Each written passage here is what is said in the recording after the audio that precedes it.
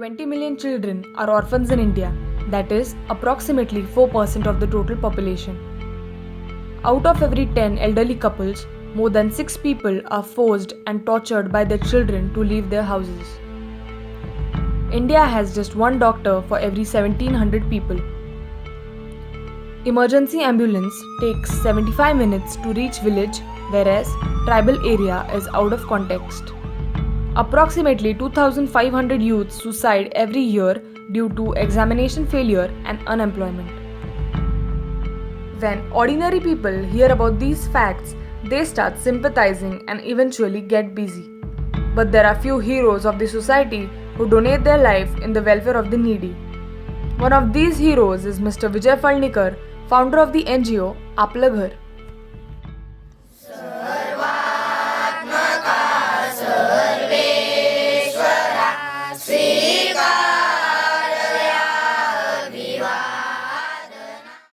In the amidst of Mother Nature, at the foothills of Sinhgarh, lies Apla Ghar in Donje village, Pune. Apla Ghar means our home, a home for destitute children and elders of the downtrodden society, which gives them a sense of belongingness and love. Let's get to know more about this dynamic project of Mr. Vijay Falnikar, having the motto Timiratun Tejakade, that is, from darkness to light. मी विजय फळणीकर, संस्थापक अध्यक्ष आपलं घर म्हणजे स्वर्गीय वैभव फळणीकर memorial foundation. मी खरं तर काही समाजसेवा वगैरे असं काही समाजसेवकाच्या कुटुंबातला वगैरे मुलगा नाही. अपघातानेच मला एक क्षेत्राकडे वळावं लागलं. त्याचं असं झालं की 2001 साली वैभव ह्या माझ्या एकुलत्या एक मुलाचं दुर्दैवाने कॅन्सरने दुःखद निधन झालं. आणि त्या परिस्थितीत तो गेला तशी वेळ कुणावर येऊ नये म्हणून मग मी ह्या संस्थेची स्थापना केली. तसं बघायला गेलं तर लहानपणी मी सुद्धा मुंबईच्या फुटपाथवर भिक्षा मागत असताना पकडल्या गेलो आणि अनाथाश्रमातच माझं पण लहानाचा मोठा मी झालो. त्यामुळे असं वाटत होतं की समाजाने जे आपल्यावर उपकार केले लहानपणी ते आता परत फेडीची वेळ आली आहे म्हणून मग मी अनाथाश्रम सुरू केलं. सध्या आपलं घरमध्ये 3 वर्षापासून ते 21 वर्षापर्यंत मुलं आणि मुली राहून शिक्षण घेत आहेत.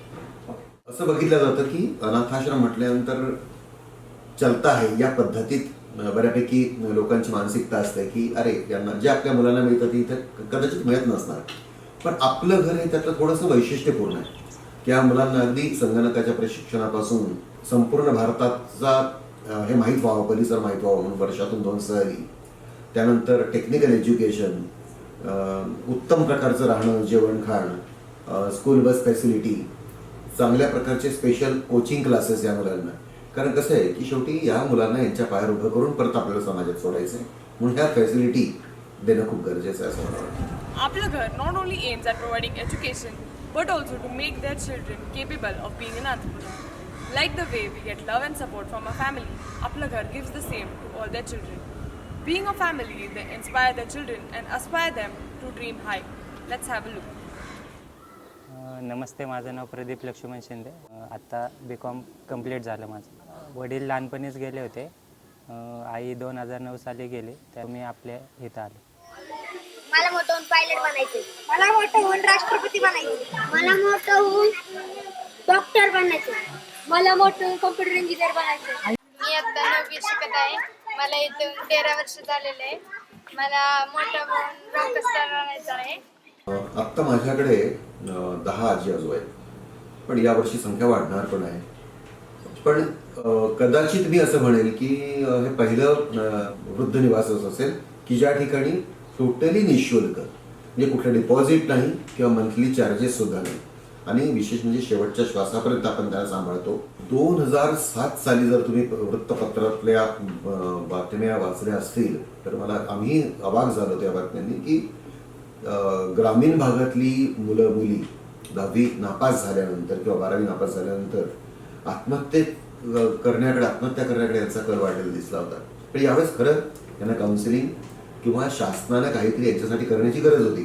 मग विशेषतः ग्रामीण भागातल्याच मुलांसाठी आम्ही एक औद्योगिक प्रशिक्षण केंद्र सुरू केलं आणि 16 प्रकारचे कोर्सेस आम्ही त्यांना निःशुल्क शिकवतो. शॉर्ट टर्म कोर्सेस आहे, 2 महिन्याचे फक्त. पण तो 2 महिन्यामध्ये ट्रेंड स्किल्ड ज्याला म्हणतो आपण तसा ऑपरेटर होईल का, तर निश्चितच नाही. पण प्रत्येक त्या पोस्टच्या मागे जसं की कार्पेंटर तो assistant carpenter, assistant welder, Shrimati Kausalya Karad ग्रामीण रुग्णालय, ECG, एक्स-रे, त्याच्यानंतर ऑपरेशन्स, डोळ्यांचे operations, dental facility, physiotherapy department आहे, प्रसूती कक्ष आहे आणि औषधं, हे सगळं मोफत, कुठेही याचा चार्जेस नाही. अजूनही काही 14 गावं अशी जी आहे आसपास सिंहगड परिसरामध्ये की जी रिमोट एरियामध्ये म्हणजे रिमोट याच्यात गणल्या जातात. काही गावांमध्ये तर वीज पण नाही अजून. म्हणजे देशाच्या स्वातंत्र्यानंतर एखाद्या गावात वीज नाही म्हटल्यानंतर खरं आपल्याला लाज वाटायला पाहिजे या गोष्टीची. पण अशा गावात जिथे वीजच नाही, शाळा नाही, काही इन्फ्रास्ट्रक्चर्स नाही, त्या ठिकाणी मग दवाखाने पण नाही त्या ठिकाणी. बरं, दुसरी गोष्ट तिथे जाण्याचं येण्याचं साधन पण नाही, त्यामुळे तिथे बसेस पोहोचू शकत नाही आपल्या कॉर्पोरेशनच्या वगैरे. मग आम्ही ठरवलं की आपणच त्या गावात जाऊ. ती लोक जर इथपर्यंत येऊ शकत नसतील मग एक आम्ही बस विकत घेऊन त्याच्यामध्ये सुद्धा बऱ्याचशा मशिनरीज ज्या हेल्थ चेकअपला लागतात त्या फिट करून औषधांचा स्टोरेज रॅक्स वगैरे टाकून आज दिवसाला 2 ते 3 गावं घेतली तर 14 गावांमध्ये ही सर्व्हिस आहे आणि जागेवर त्यांना आम्ही सगळ्या सर्व्हिस देतो मेडिकलच्या. कसं म्हणतात ना, रोजच एक दिवस आमच्यासाठी आव्हानात्मक म्हणून असा उभा राहतो आमच्याकडे. काय होतं की हे सगळं चालत असताना 6-6.5 लाख रुपयाचा महिन्याचा खर्च आहे आमचा. म्हणजे सगळ्यात जास्त खर्च आमचा जो होतो मेडिकल या विषयावर होतो, कारण रोजचे 150-200 पेशंट्स होतात आणि महिन्याचे किमान 20-25 ऑपरेशन्स असतात. पण एवढं करण्यात सरकारची मदत आम्ही घेत नाही म्हटल्यानंतर लोकांपर्यंत आम्हाला पोहोचावंच लागतं की मदतीसाठी. आणि तेच काम माझ्याकडे खरं पाहिजे सोयी. आणि मी आत्ता आम्ही मराठवाड्यातील आत्महत्याग्रस्त शेतकऱ्यांची जी मुलं आहेत अशी 80 मुलं, खरं तर 400 मुलांसाठी नाना बोलले होते की या मुलांचं पुनर्वसन झालं पाहिजे. नाना पाटेकर हे माझे मित्र आहेत चांगले. पण आपल्या कॅपॅसिटीप्रमाणे, आपल्या घरच्या कॅपॅसिटीप्रमाणे आम्ही 40 मुलं आणि 40 मुली नव्याने आत्ता आम्ही घेतोय. खरं ते आव्हान आहे आमच्यासाठी, कारण कुठली मदत नसताना ह्या 80 मुलांचं शिवधनुष्य पेलायचं. पण निश्चितपणे समाज पाठीशी असला की हे सुद्धा चांगल्या प्रकारे करता येईल अशी मला खात्री वाटते. मुळात सगळ्यात पहिले मला एक सांगायला आवडेल की आम्ही संस्था सुरू करत असतानाच सरकारला कळवणारी कदाचित पहिली संस्था असेल की आम्ही तुमच्याकडे हात पसरणार नाही. म्हणजे शासनाचं आम्ही कुठलेही अनुदान देत नाही, पण समाजातली जी जाणकार मंडळी आहे, काही उद्योग क्षेत्राशी संबंधित काही कंपन्या आहेत, कॉर्पोरेट सेक्टर्स, या ठिकाणी आम्हाला खरोखर चांगली मदत मिळते. काम चांगलं असेल तर निश्चितपणे मदत कमी पडत नाही याचा अनुभव आपल्या घरामध्ये येतो. पण सरकारची मदत घेत नाही आणि या ठिकाणी येणारा तो विद्यार्थी असू दे, निराधार आजी आजोबा असू दे, अथवा प्रशिक्षणासाठी येणारे किंवा रुग्ण असू दे आमच्या हॉस्पिटलमध्ये येणारे, कोणालाही 1 रुपया सुद्धा चार्ज घेतला जात नाही.